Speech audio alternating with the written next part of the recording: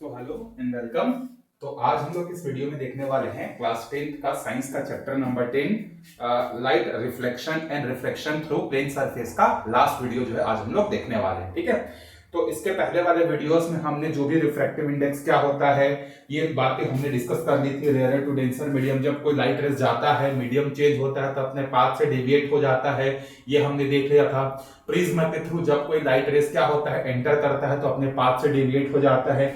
ये सारे फिनोमिना जो है हम लोग क्या किए थे वहां पर देख लिए थे। ठीक है, एक चीज यहां पर भूल गया था बताना आपको, जो प्रिज्म होता है ना, प्रिज्म से जब कोई लाइट रेस जो है क्या होता है एंटर करता है और जब वो क्या होता है बाहर निकलता है तो हमें अलग अलग कलर के जो है रेस देखने को मिलते हैं। क्योंकि जो व्हाइट लाइट होता है, जैसे अभी आपको देखो चारों तरफ क्या दिख रहा है, आपको सफेद कलर का दिख रहा है, लेकिन ये जो सफेद कलर का जो लाइट होता है ना ये मेनली 7 कलर से मिलकर जो है बना होता है। ठीक है, तो जब हम लोग प्रिज्म में किसी लाइट को पास कराते हैं तो हम लोग वहां पर अलग अलग कलर्स को जो है क्या कर सकते हैं, देख सकते हैं। ठीक है, चलिए वो तो कल के वीडियो का था। आज के वीडियो का जो हमारा टॉपिक है वो है द प्रिंसिपल ऑफ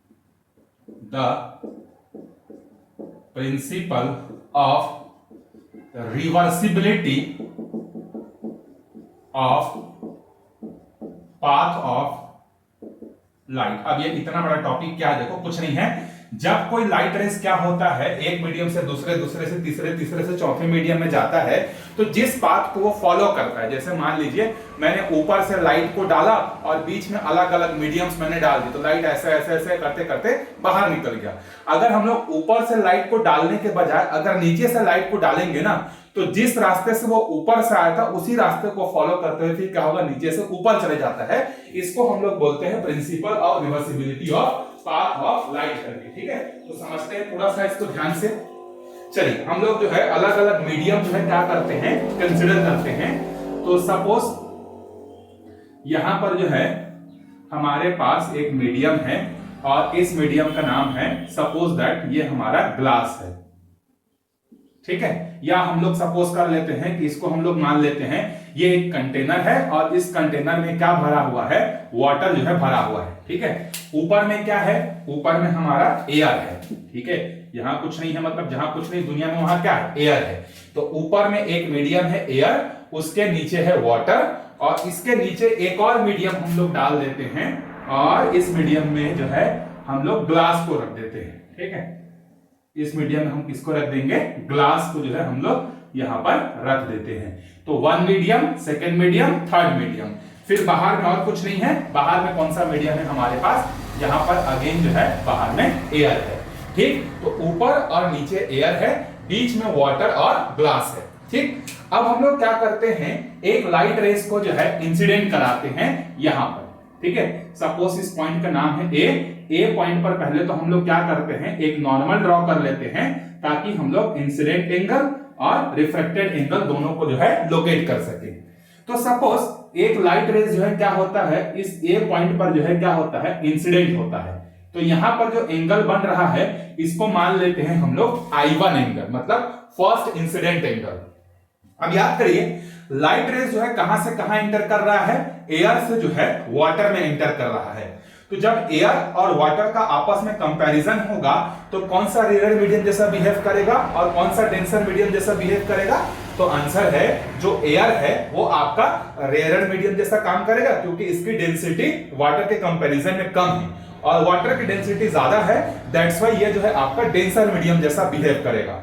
तो जब कोई लाइट रे रेयर मीडियम से डेंसर मीडियम में आता है उसकी स्पीड क्या होती है, कम हो जाती है और स्पीड कम होने के कारण वो ओरिजिनल पाथ से क्या होता है, थोड़ा सा जो है नॉर्मल की तरफ जो है क्या होता है, डेविएट हो जाता है। ये हमने पढ़ा है, रेयर टू डेंसर में जाता है तो क्या होता है, नॉर्मल की तरफ थोड़ा सा बेंड हो जाता है।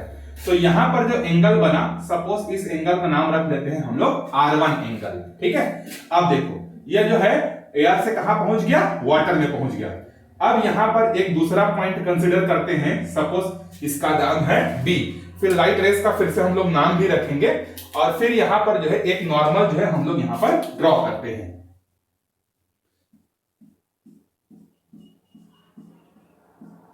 ठीक है, ये एक और नॉर्मल है हमारे पास, इसका मान लेते हैं नॉर्मल फर्स्ट, इसको मान लेते हैं नॉर्मल सेकेंड। अब देखिए अब लाइट के पास फिर से दो मीडियम आ गए, एक तो वाटर मीडियम और दूसरा ग्लास मीडियम। अब जब हम लोग एयर और वाटर को कंपेयर कर रहे थे तो वहां पर वाटर जो है डेंसर मीडियम जैसा बिहेव कर रहा था और एयर आपका रेयरर मीडियम जैसा बिहेव कर रहा था। अब इन दोनों में देखिए, इन दोनों में जो है ग्लास की डेंसिटी क्या है, ज्यादा होती है एज कंपेयर टू वाटर।